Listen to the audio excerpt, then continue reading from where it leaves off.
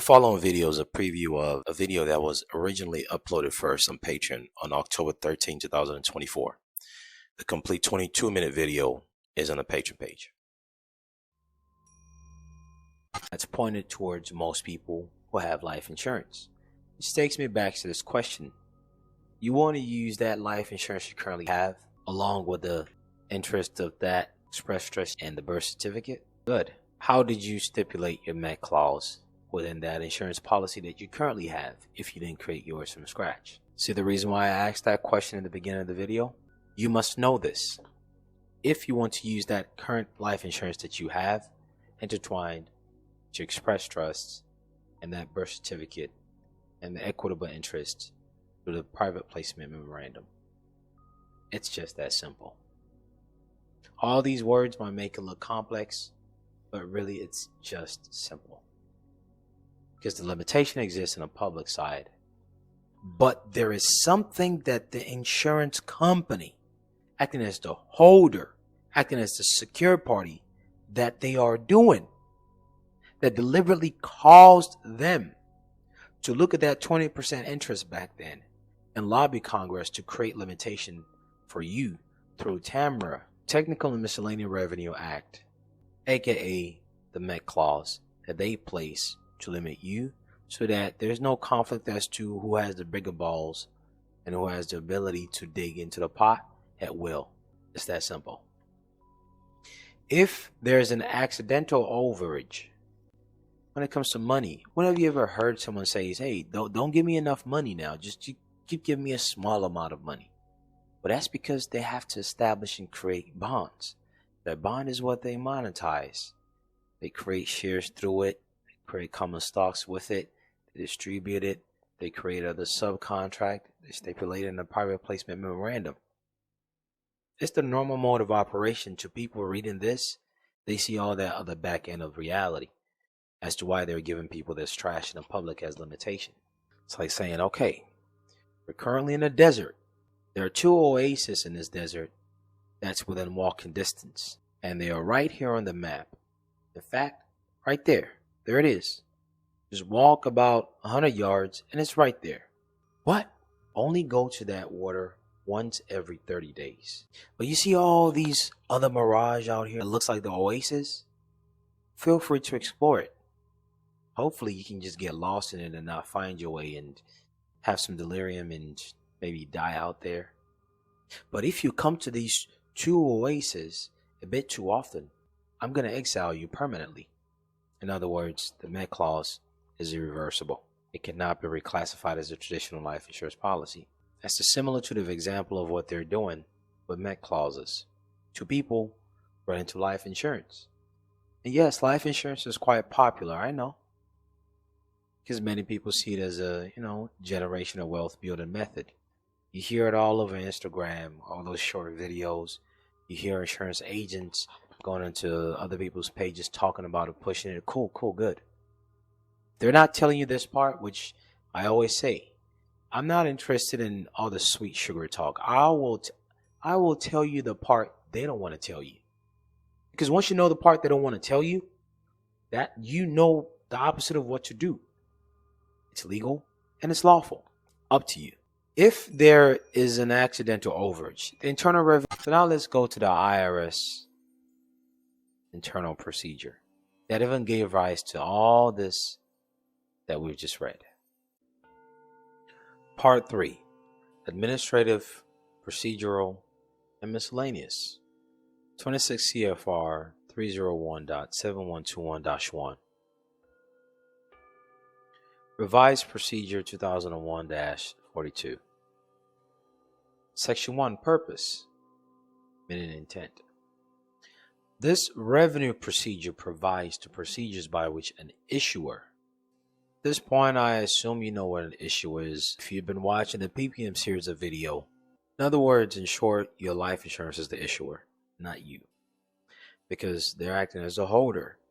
They're the ones issuing the stocks and bonds in the market. When you read this particular procedure, they'll tell you about bonds and how it relates to insurance. So I'm going to upload this along with a video. Read it so you see. But the particular part we're going to focus on is a modified endowment contract test, which is a 7-pay test. This revenue procedure provides the procedures by which an issuer may remedy an inadvertent, non-egregious failure. And you made a mistake by accident and you went over the MEC limitations. You paid too much. You acted as a creditor. You're supposed to act as a debtor because there is already someone else. And that someone else is the issuer, which can remedy that mistake that's not ridiculous. By which an issuer may remedy an inadvertent, non-egregious failure to comply with the modified endowment contract rules under 7702A of the Internal Revenue Service. What is the 7702A Internal Revenue Service? This is it. 26 U.S.C. Code, subsection 7702A. Modified endowment contract defined. That article we just read basically tells you every Revenue Act was created, TAMR, and fails to meet the 7-pay test of 7702AB, or is received in exchange for a contract described in paragraph A of the section 2.011. A contract fails to meet the 7-pay test if the accumulated amount paid under the contract at any time during the first 7 contract years exceeds the sum of the net level premium, which would have to be paid on or before such time if the contract were to be provided for paid up future benefits, quote unquote. So now you see every time that you open up an insurance policy, you're assumed to be the debtor because you're paying something. You're required to pay that something called premium. If you screw over and pay past the premium status within that engagement and interaction with the insurance company you think are your friends, changes from you being a debtor who is required to pay the premium, changes to a creditor. If under the first 7 years of the contract you signed with them that you think benefits you, called a life insurance, if you screw around and show that you're a creditor by paying the premium completely, which is the cap, within the first 7 years, you have to pay taxes. Your ability to liquidate is decreased. And of course, that's besides the age limit of 59.5 years. So now the question you have to ask yourself is, well, what is that premium limit? How is that premium limit set? When you have your own life insurance, that premium limit will never, ever, ever be reached, because you're controlling what you're using as a collateral as a limit of what's the value within that insurance. You see how simple, stupid it is when you really put things in your own hands? See the reason why you create that note with that non-UCC? See the reason why you add the interest rate to it? Tax treatment of amounts received under MEC. Section blah blah blah provides that MEC is subject to the rule of section blah blah blah, which tax non-annuity distributions on an income out first basis, and the rule of blah blah blah, which generally deems loans and assignments. I hope you know what assignment means.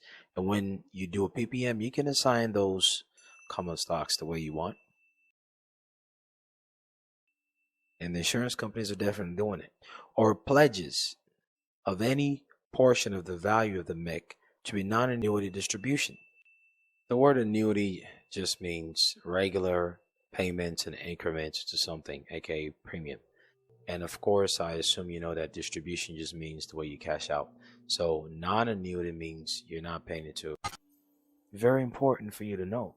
Just because they're doing it does not mean you can't do it. In fact, the fact that you can do it was where they derived their ability. As we read in that article, they realized that people are benefiting from it so much that they just had to create a bar and a limit.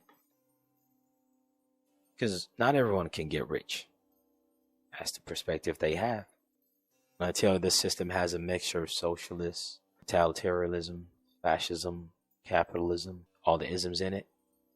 When you look at the IRS codes, they have some essence of fascism in it. It's the reason why you hear certain wealthy people clearly declare that they're capitalists. When you function as a capitalist, you move in a certain way beneficial to you, whereby these restrictions does not exist. But even what may be considered restrictions such as this, they give you the way out. They tell you, look, you want to function a different way from what we're laying down? Be a capitalist. They're giving it to you. Those who have the eyes to see, they see that that's exactly what item number 2 tells you. But the format, the mediums of how you do it, no one would ever speak about that publicly.